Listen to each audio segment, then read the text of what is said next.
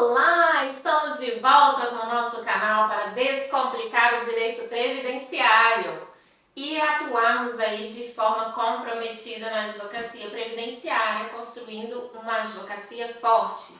Vamos lá, como eu prometi, hoje a gente vai trabalhar com um caso prático.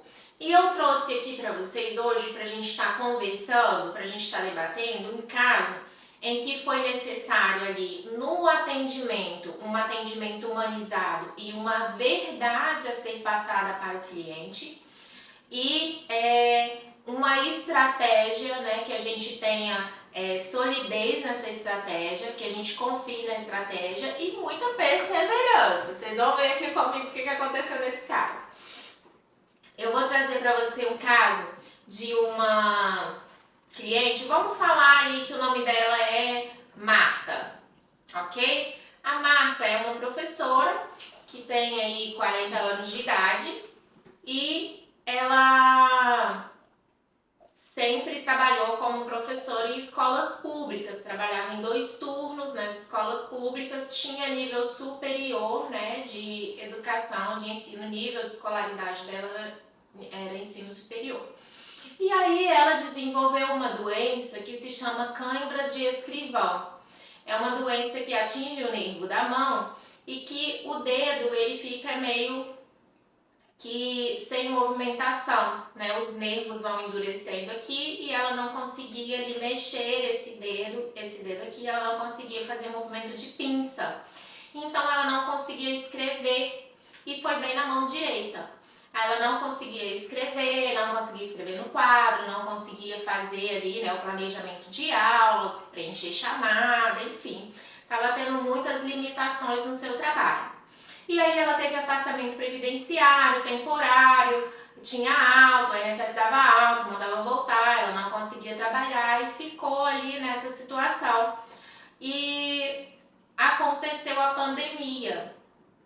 Na pandemia, ela entrou em depressão e desenvolveu crise do pânico. Então, uma coisa foi levando a outra, né? Ela já estava se sentindo mal, porque não estava conseguindo executar suas atividades, né? Ela sempre foi uma pessoa muito produtiva, trabalhava em 2 turnos. Então, quando ela se viu ali limitada, né, de exercer sua atividade, e tinha algumas crianças que ficavam, né, falando, rindo, zombando ali daquela situação.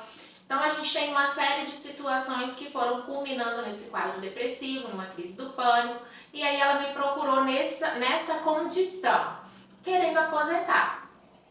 Então, nós fizemos, né, todo o atendimento, analisamos toda a documentação, e a primeira questão que eu falei com ela foi, olha, você realmente não tem condições de exercer atividade de professora, né? Porque professor precisa ele usar a mão, principalmente esse movimento de pinça, para segurar a caneta, segurar lápis, segurar não é mais giz, né? Aquele pincel do quadro branco. Aqui ainda se utiliza muito, especialmente nas escolas públicas.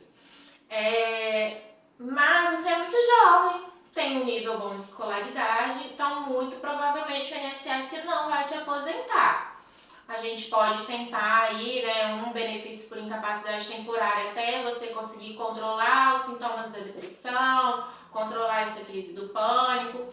E aí a gente vai vendo, você já vai pensando em uma atividade que você possa exercer, que você queira aí, né, porque o INSS vai fatalmente te reabilitar para alguma atividade, às vezes não é uma atividade que você tem um interesse. Então é bom também que você vá buscando aí alguma outra atividade para você exercer. Ok, dadas as orientações, feitos os alertas, que é muito importante o nosso papel, não criar, né, uma falsa esperança nesse cliente, nesse segurado que já está vulnerável, que já vem ali, né, nessa luta com o INSS. Enfim, entramos com ação judicial, solicitamos uma perícia com psiquiatra, porque ela estava se mostrando ali, né, numa labilidade emocional, quando ligava para o escritório já estava chorando. Então, assim, eu percebi que esse ponto talvez pudesse ser mais fácil de nós conseguirmos comprovar a incapacidade. Veio o laudo pericial, o psiquiatra falando que não tinha incapacidade, que ela estava realizando tratamento médico e que o tratamento médico estava controlando sintomas, que não tinha incapacidade. Veja que quando ela saiu do consultório do perito, ela me ligou chorando aos prantos, porque não estava conseguindo conversar, porque não conseguiu responder direito à perícia e porque ela tinha que pegar um ônibus para voltar, não conseguiu pegar, teve que pedir o marido para chamar um Uber, porque ela estava em pânico. Então, assim, você via que a pessoa não estava estável, mas o perito falou que ela estava estável e que podia exercer a atividade dela. Estamos falando de uma advogada que trabalha com alunos do ensino fundamental. Então a gente até trabalhou isso na petição, né, falando que é importante que ela esteja, né, com o psicológico ali estabilizado, porque ela não pode ter uma crise, alguma coisa assim na frente dos alunos, e que isso pode, né, causar ali até um problema dentro da sala de aula. Mas enfim, não conseguimos, o perito falou que ela podia trabalhar, nós pedimos uma outra perícia, né, com uma neurologista para ver a questão da doença dela da câimbra de escrivão. E aí, gente, veio a situação mais, não tem outro nome para descrever, mais bizarra que eu já vi, assim, a título de perícia. A perita falou que ela não estava incapacitada, falou que ela tinha a doença, que a doença limitava ela a escrita, que ela não conseguia escrever com a mão direita, mas que para exercer a atividade de professora ela não precisava escrever. Ela colocou no laudo que a professora não precisa escrever. Que hoje em dia as escolas, né, já são equipadas com equipamentos de multimídia e que hoje em dia os professores utilizam os computadores, notebooks, né, equipamentos tecnológicos e que ela não estaria capacitada para exercer a atividade de professora. Eu fiquei assim, sinceramente, pensando de onde essa pessoa saiu, né? De onde esse perito, qual a realidade que esse perito vivenciou para falar que uma professora da escola pública, hoje ensino fundamental, não precisa escrever. E mesmo que fosse de uma escola particular, mesmo no computador ela precisa digitar, né? Precisa ali utilizar a mão, fazer essa movimentação. E aí, nós não desistimos.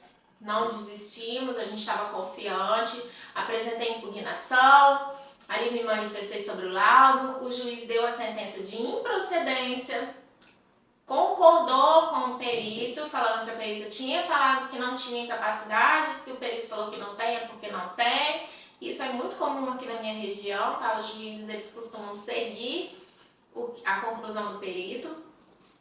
E aí nós não nos conformamos e recorremos, né? Buscamos ali o recurso e na turma recursal a desembargadora entendeu por reformar a sentença, entendeu que não, que como a perita ela identificou, né, que ela realmente tinha essa limitação da escrita e como a atividade dela regular era de professora, que a perita não podia concluir que ela, né, tirar da sua cabeça que ela não precisava escrever para exercer a atividade dela. Isso não pode ser uma suposição, né? Tem que ser uma certeza. E diante da dúvida de se ela, né, usa ou não a mão para poder exercer a atividade de professora, foi concedido o benefício por incapacidade temporária e foi determinado que o INSS realizasse a reabilitação dela, avaliasse, né, as condições dela para participar de uma reabilitação. Então, observe que o resultado do processo foi exatamente aquele que nós conversamos lá no primeiro atendimento. Eu falei com ela que a gente ia lutar por um benefício por incapacidade, que ela seria encaminhada para a reabilitação por conta da idade, por conta do grau de escolaridade, tudo isso. Então, nós não desistimos, nós persistimos e nós conquistamos, né, aquele objetivo que foi traçado lá no começo. Então, isso demonstra a importância, né, da gente ter um conhecimento, ter um entendimento de como que funciona aqui na região, que eu já tinha uma noção de como, né, que os juízes daqui iriam trabalhar, os desembargadores, e principalmente não desistir diante de uma injustiça. E às vezes o advogado recebe uma perícia negativa, fala, não deu, não foi dessa vez. Não, tem uma outra doença outra coisa que a gente possa periciar? Tem alguma outra situação? Então vamos fazer outra perícia. Não, o juiz deu improcedente, vamos recorrer. Se você confia, se você acredita naquilo, você vai lutar pelo resultado do seu cliente. Lógico que nem sempre a gente consegue, né, gente? Quem dera se nós ganhássemos todos os processos, mas grande parte deles, quando você faz um trabalho ali, né, com estratégia, quando você tem toda a documentação e quando você ali consegue argumentar da maneira correta, você consegue ter um êxito sim, mesmo que seja em segundo grau.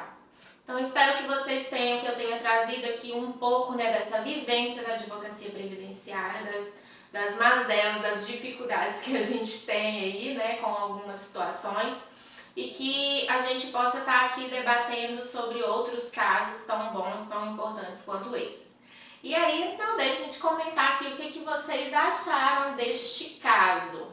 Vocês concordam com a perita, que o professor não precisa escrever? Vocês costumam pedir outra perícia? O que vocês costumam fazer aí no dia a dia de vocês? Me conta. Até mais. Até o próximo vídeo.